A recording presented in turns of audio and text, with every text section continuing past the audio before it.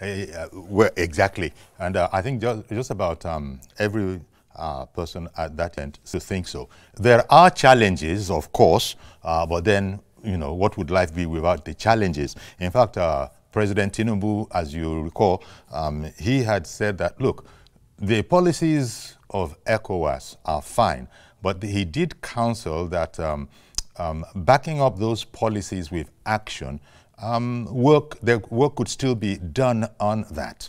And I suppose that you consider that a fair point, because there are different challenges, as you well know.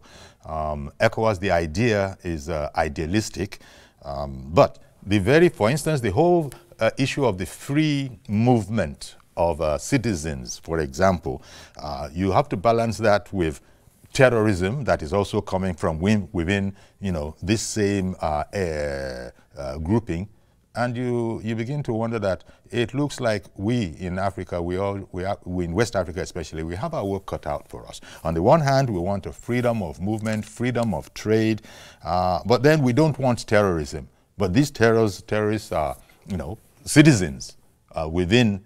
At least you have to define them. They might not be the best of citizens, but you have to define them as citizens of the place. So that's one of the paradoxes that has been thrown up, and that President Tinubu, you know, I'm sure is, as the president of ECOWAS, he's, you know, spending a lot of time on.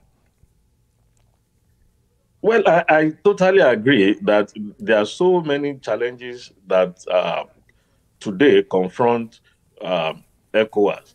And I want to begin from the point of, I mean, the evolution of ECOWAS itself.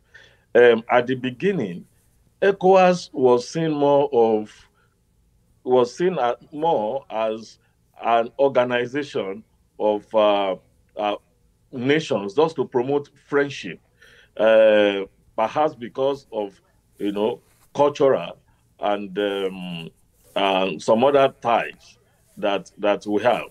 Don't forget that Nigeria has a fairly large, you know, population of Yoruba-speaking people, and some of our bordering countries, or countries that are of proximity to Nigeria, including the Republic of Benin and Togo, also have, you know, good amount, you know, of Yoruba-speaking people, because of historical connections that we had.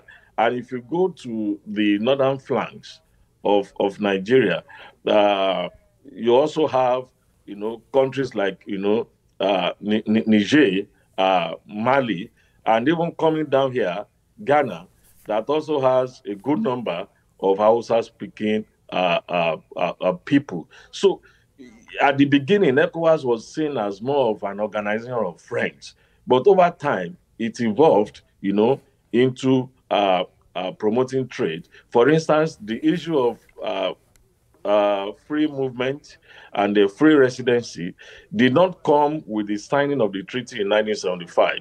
That's it right. Actually came up much later, I think around 1983 or thereabout.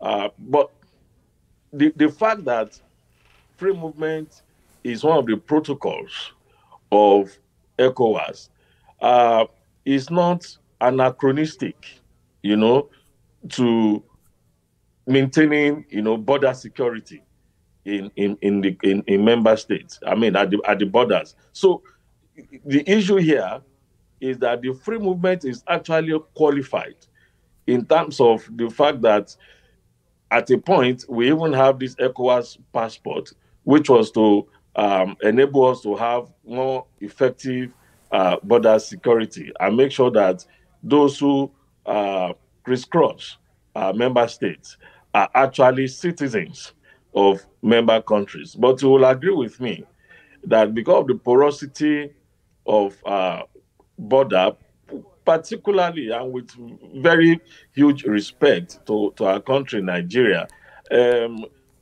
all manners of people actually have free access and free exit out of the country. But that has improved, you know, in the last 2 years with the efforts and initiatives of the Ministry of the Interior through the Nigerian Immigration Services. So what I'm trying to establish, in essence, is that we do not have to reconsider, the protocol of free movement just because of the implications for security.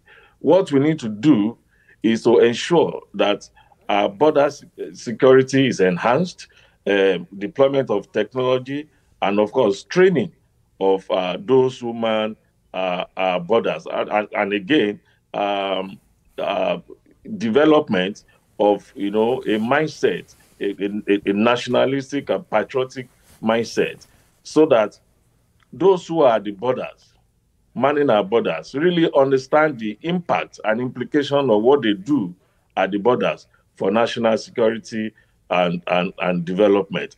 So having said that, I believe that individually, member states should be more committed, to the ideals of ECOWAS beyond the level of, cultural affinity and amity, Indeed. into more serious issues like economic integration. For instance, another challenge apart from the challenge of security is that of how to conduct business. ECOWAS has toyed with the idea of a single currency for decades now, and up to today, that has not, materialized. There is also the issue of um, ability, to enforce some of the decisions of ECOWAS, which is really lacking. With regards to the ECOWAS court, for instance, there are no supernatural structures, that can enforce judgment of ECOWAS court in member nations. So that's a problem also. So there are a number of challenges that confront ECOWAS, but I do not think that those challenges are enough to dissuade us from the ideals of ECOWAS. Rather, they should spur member nations to action in terms of, more commitment, and especially with regards to fulfillment of their obligations. Because another challenge that ECOWAS has is that, yes, member states are unequal in terms of their level of development, but you find ourselves in a situation where Nigeria, and maybe to a lesser extent Ghana, are actually the major drivers of ECOWAS in terms of financial contributions and support for ECOWAS. If you recall, in the 90s, ECOWAS decided to intervene in the Liberian crisis. I mean, which degenerated into a civil war by establishing the ECOWAS monitoring group, which did a fantastic job.